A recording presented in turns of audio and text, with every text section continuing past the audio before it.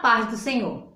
Na lição de hoje estudaremos sobre o caráter de Jó, quem ele era antes da aprovação, e aprender com a sua história a sermos mais constantes no Senhor.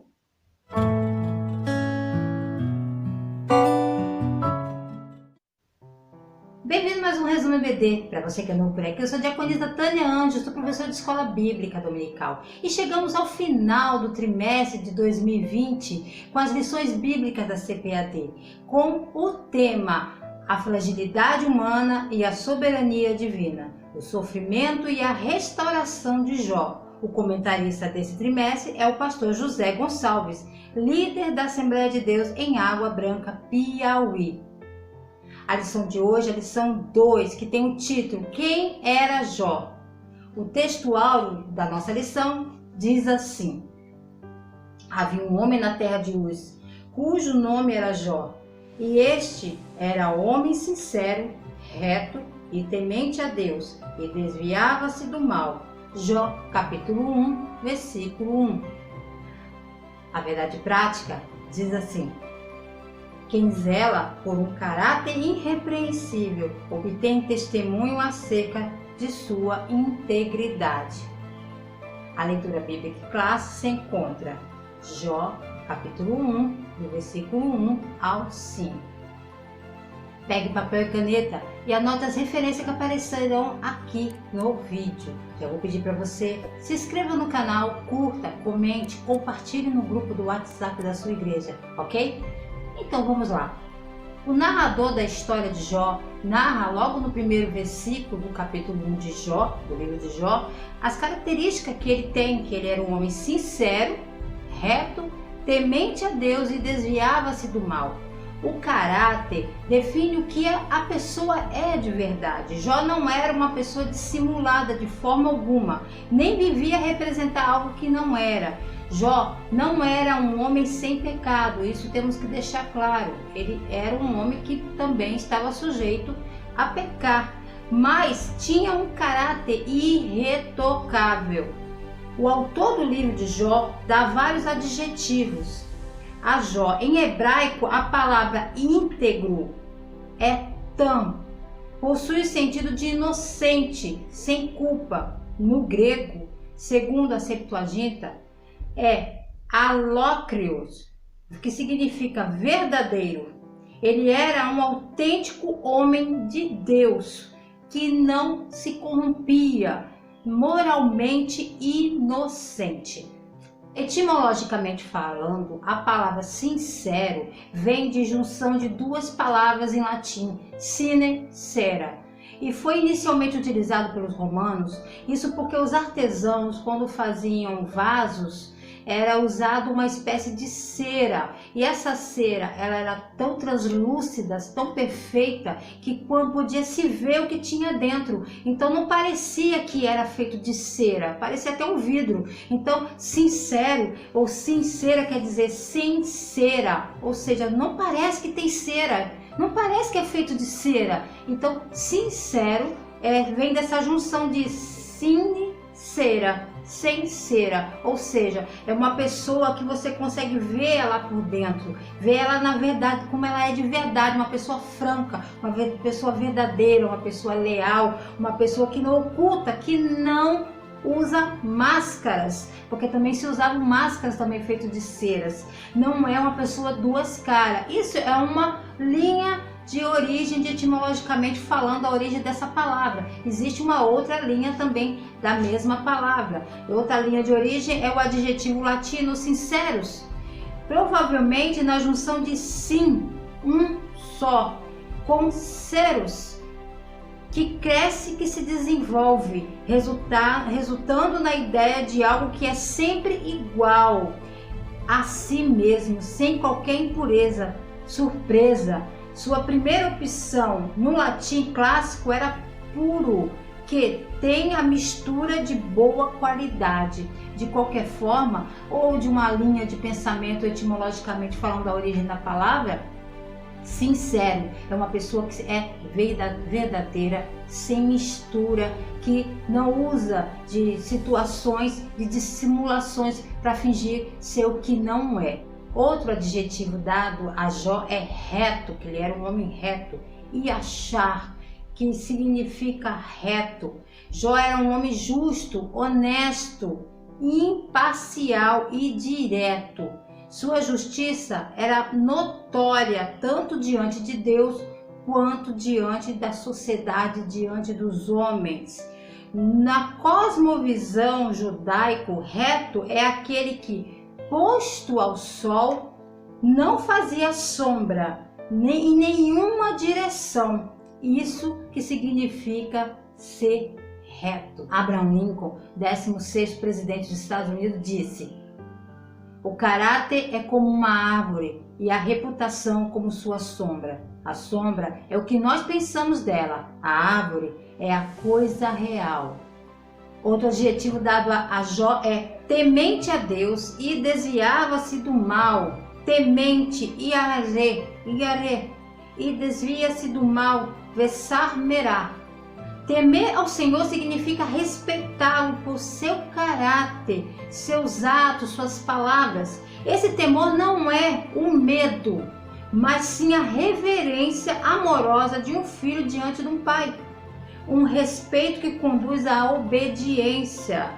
Ser surdo, virar de lado. Então Jó era uma pessoa que ele realmente dava as costas para o mal, para o pecado. Ter temor é o amor posto na prática através das reverências, das atitudes. Jó temia Deus porque o amava.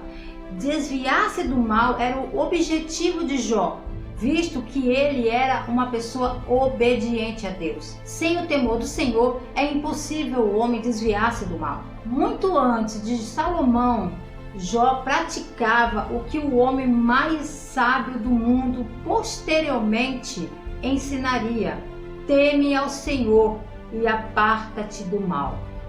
Dica para o professor. A minha dica de hoje nessa aula é que você, professor, dependendo do recurso que você tenha na igreja a qual você está exercendo a sua função, você traga o significado das palavras em grego, em hebraico, você reproduza isso em um quadro ou até em um slide, se caso você tenha esse recurso. Caso você não tenha, também faça folhas escrito todas essas palavrinhas que vão estar na lição 2. Isso ajuda com que o aluno fique mais interessado em sua aula e verá mais a sua dedicação como professor.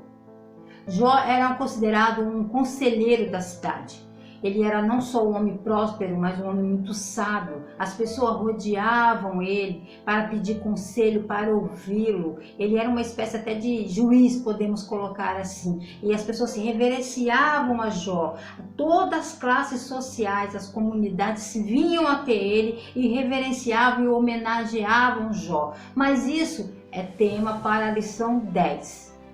Bom, Jó já era um homem abençoado de várias formas, em vários aspectos. Ele tinha 10 filhos, sendo 7 homens e 3 mulheres.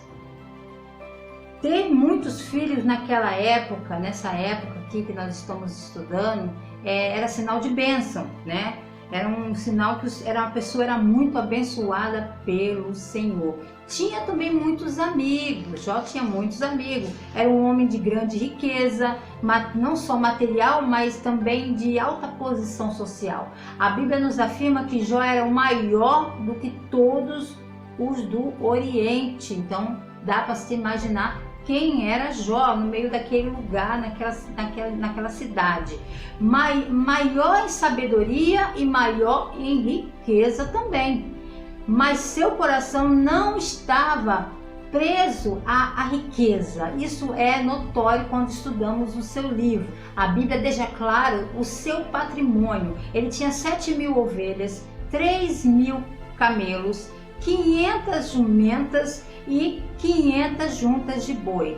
Bom, 500 juntas de bois, na verdade, são 1.000 bois. Por quê? Juntas de boi, que se refere a uma dupla de animal, que é usado até no arado, que nós já estudamos sobre isso. Então, 500 juntas de boi significa 1.000 bois e 500 jumentas. Bom, se ele tinha 500 jumentas, ele devia também ter algum macho nessa história. Então, 500 jumentas. Mas por que tanta jumenta? Porque na época em que nós estamos estudando esse livro, o leite de jumenta era uma iguaria. Então, ele tinha não só 500 jumentas, provavelmente também teria alguns machos também para procriação, né? Era um homem de negócio. Fora os seus serviçais, algumas pessoas que trabalhariam para Jó, certo? Esse registro não é à toa. Falar disso não é algo à toa. Nada na Bíblia está ali à toa. Cada vírgula, cada ponto está ali, tem uma definição. O ponto principal da discussão entre Jó e seus amigos vai ser isso, falar disso. Então acreditava-se naquela época que a pessoa que tinha muitos bens, a pessoa era muito abençoada por Deus, ela não tinha nenhum problema, ela não tinha nenhum pecado. E a pessoa que não tinha nada, com certeza algo errado estava na sua vida. Então esse ponto central aqui, falar dos seus bens materiais, não está à toa ali na Bíblia, que vai ser falado isso mais para frente na nossa lição. Nas próximas lições, desculpa. Então, as pessoas que tinham muita coisa, muitos bens materiais, muitos filhos, a pessoa era reta, a pessoa não tinha cometido nenhum pecado, então por isso que era uma pessoa tão abençoada. Significava que ele desfrutava do favor de Deus, de uma maneira especial. Os números que são adicionados, número 7, 3 e 5, enumerando os filhos de Jó e seus rebanhos, são expressões adicionais à sua integridade. Provavelmente o que entendemos lendo a lição, lendo a Bíblia, é que seus filhos já eram adultos, pois cada um tinha sua própria casa. Já as suas filhas provavelmente moravam com Jó e sua esposa. Então, cada filho realizava uma festa, fazia banquetes. Não sabemos ao certo se eram anualmente que eles faziam festa, de repente comemorando aniversário, ou se eles faziam semanalmente. A constância desses banquetes nós não sabemos, mas é fato que era uma família unida e que estavam sempre em comunhão. Jó era um homem extremamente dedicado à família, e isso nós podemos notar lendo logo no início. O significado da palavra piedade, ele era um homem piedoso, significa compaixão pelo sofrimento alheio. É uma pessoa que vive uma vida de devoção a Deus e que reflete na sua ação. Jó era constante em um exemplo de devoção, não só a Deus, mas também a seus filhos. Ele era um homem constante em seu caráter, dentro e fora de casa. O que ele era em casa, ele era também fora de casa perante a sociedade. E essa preocupação, essa condição dessa preocupação excessiva que ele tinha, era quando cada vez que seus filhos faziam seus banquetes, ele acordava de madrugada, se levantava e oferecia sacrifício a cada um deles. São 10 filhos, ele oferecia sacrifício por cada um desses seus filhos, porque ele pensava assim, caso algum deles haviam blasfemado contra Deus. O que tem que deixar claro aqui é que Jó, ele não tinha certeza. Era uma preocupação dele, que vai que meu filho tenha pecado, tenha blasfemado, já estou fazendo um sacrifício aqui. Era uma preocupação dele, a Bíblia não nos diz. E também não seria correto falar que nesses banquetes, eles, como alguns dizem, que estavam fazendo orgias, fazendo bebedeiras e tal, sendo que o hábito de viver daquela época é de um jeito, e nós vivemos em uma outra época, em um outro país. Então, falar o que eles estariam fazendo de errado em orgias, e por isso que... Não, era uma preocupação como pai e mãe. Você que é pai e mãe vai entender muito bem o que eu estou falando. Temos uma preocupação com a salvação dos nossos filhos. Ele tinha uma preocupação, isso era ele quem pensava. A Bíblia não está nos dizendo que eles estavam blasfemando. Ele pensava assim, vai que eles tenham blasfemado contra Deus, já estou fazendo um sacrifíciozinho aqui para garantir. Mais ou menos assim. Ele orava pelos seus filhos, temos que estar em oração sim pela nossa família, pelos nossos filhos, por todos. Então ele tinha uma preocupação mesmo pelos seus filhos. Ele santificava, o termo aqui, kadash, de santificar, que possui o sentido de separado ou consagrado. É uma pessoa que orava, que era uma pessoa consagrada. Mas esse separado aqui, irmãos, ele era santo, ele era uma pessoa que se santificava, que orava, que consagrava a sua vida, mas não vivia isolado. Isso que tem que ser bem pensado. Viver em consagração, em santificação, não é viver isolado. Porque no conviver com todo mundo é que nós mostramos quem nós somos de verdade. E Jó, ele era constante em ser sincero, reto, verdadeiro diante dos homens e diante de Deus. Na lição de hoje vimos aspecto do caráter de Jó. Ele praticava o que era certo e rejeitava o que era errado. Jó nos dá exemplo de que mais do que ter é ser diante de Deus, sem bens materiais ou com bens materiais, porque os olhos do Senhor estão sobre os justos e os seus ouvidos estão atentos ao seu clamor. O que chamou a atenção de Deus na vida espiritual de Jó não foi o quantos sacrifícios ele fazia aos seus filhos, mas sim o seu caráter diante de Deus. Deus abençoe você e a sua família. Nos vemos na próxima aula.